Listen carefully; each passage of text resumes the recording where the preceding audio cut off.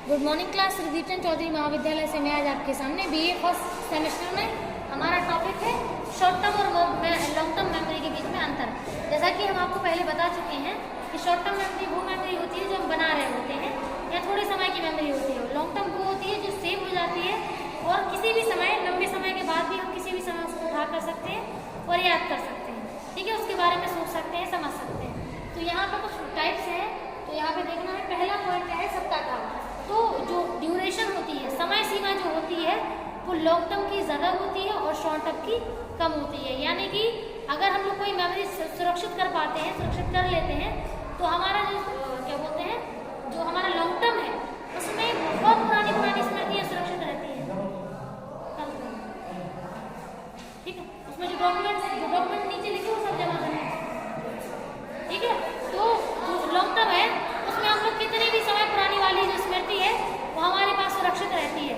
लेकिन short term में अगर हम प्रैक्टिस ना करें, दोहराए ना, तो हम फिर वो मेमोरी भूल सकते हैं। ठीक है, तो शॉर्ट टर्म की ड्यूरेशन कम होती है, लॉन्ग टर्म की ज़्यादा, लाइफ लॉन्ग ड्यूरेशन होती है। नेक्स्ट है कूटबद्धता। तो हम लोग जो एनकोडिंग है, एनकोडिंग काय में करते हैं?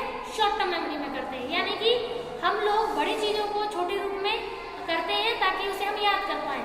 कूटबद्धता जो होती है वो शॉर्ट टर्म में होती है, लॉन्ग टर्म में नहीं। हाँ, लॉन्ग टर्म में ऐसा होता है कोई मेमोरी हमने सुरक्षित करके रखी है, जिस कोड से हमने सुरक्षित करके रखी है, अगर वही कोड हम उसमें डालते हैं तब जाके लॉन्ग टर्म से हमें कोई मेमोरी मिलती है। अगर हम कोड सेम ना डालें तो हमें वही सेम मेमोरी नहीं मिल पाएगी।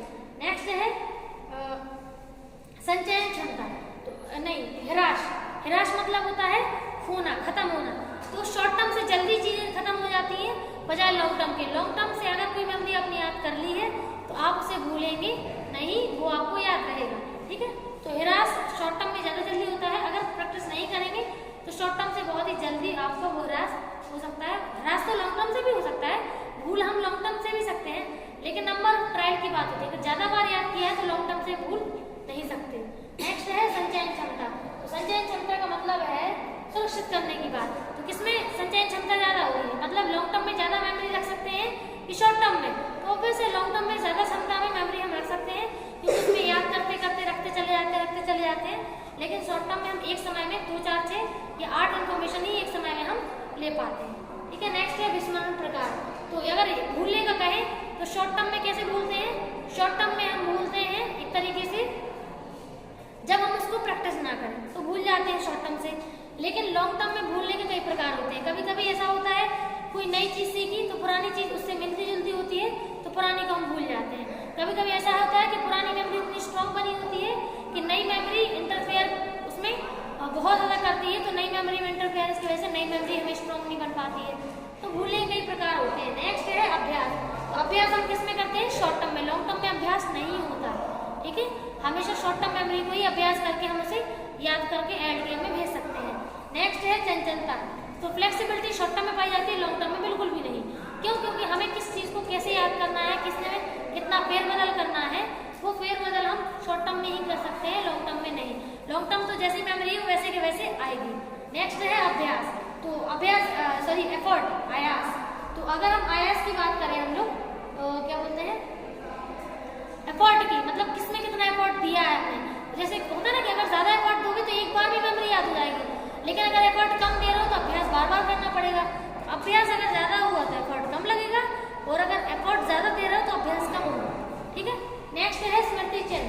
तो हम कह रहे हैं जैसे मान लीजिए अगर अपन फ़ोन में कोई पासवर्ड डाल दें तो फ़ोन के पासवर्ड को अगर सही पासवर्ड डालेंगे तो फ़ोन का लॉक खुल जाएगा। ऐसे ही हमारी मेमोरी होती है।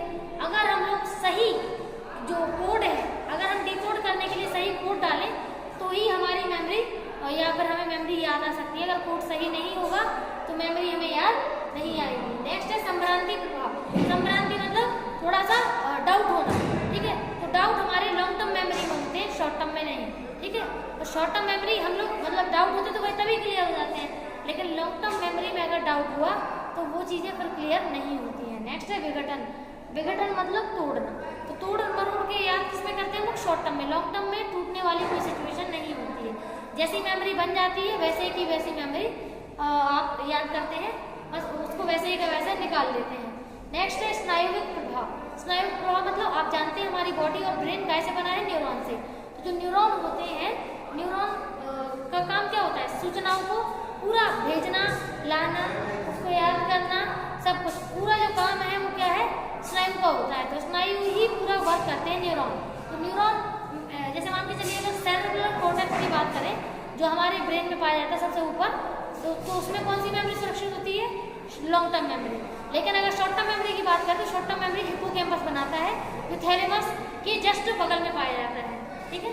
तो ये इसमें अगला है प्राथमिक और गौण स्मृति। तो अगर स्मृति की पहली स्टेज की बात की जाए प्राथमिक की, तो वो शॉर्ट टर्म होती है। तो शॉर्ट टर्म पहली स्टेज होती है मेमोरी बनाने की, तो जो लॉन्ग टर्म होती है वो सेकेंड स्टेज ऑफ माइंड होती है जिसमें हम लोग मेमोरी को बनाते हैं, ठीक है। तो सेकेंड स्टेज लॉन्ग टर्म होती है। नेक्स्ट है व्यक्तिकरण या इंटरफेरेंस। इंटरफेरेंस जो है वो हमारा एक तरीके से लॉन्ग टर्म मेमोरी में ज़्यादा होता है, क्योंकि जब कभी कभी नई मेमोरीज पुरानी मेमोरीज को, कभी कभी पुरानी मेमोरीज नई मेमोरीज को इंटरफेयर करती हैं, ठीक है। अगर इसमें कोई डाउट हो तो बता दीजिएगा। Thank you.